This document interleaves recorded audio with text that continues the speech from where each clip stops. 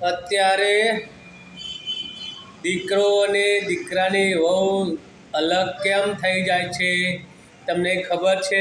ના, એનું કારણ એ છે કે નવી વહુ આવે તો એને રાગે રાગે ને પ્રેમથી એને બેટા બેટા કહીને દીકરા દીકરા કહીને સમજાવવી પડે. જમાનો બદલાઈ ગયો છે. પછી આવડતું ના હોય તો બેટા અરે આમ છે, દીકરા અરે આમ છે, એવી રીતના કહવું પડે. પછી તમે સાસુને સણકાવો, આમ છે તેમ છે ઢેકણું છે, તો ના બને ના બને ના બને. પછી સાંજે વિચારો થાકીને દીકરો ઘરે આવે અને જમવા બેસે ત્યારે જ વહુ કાન ભંભેળે છે. તમારી મમ્મીએ આવું કીધું, તમારા પપ્પા આવું કીધું, કેટલા દિવસ સહન કરે. એક દિવસ દીકરો કંટાળેલા વહુને કહી દે, કોતો ઝઘડવાનું થાય માણસને તો બે મહિને રાખવું થાય, અને કોતો માને કહી દે તું મારે વહુને બોલ બોલ કરે છે.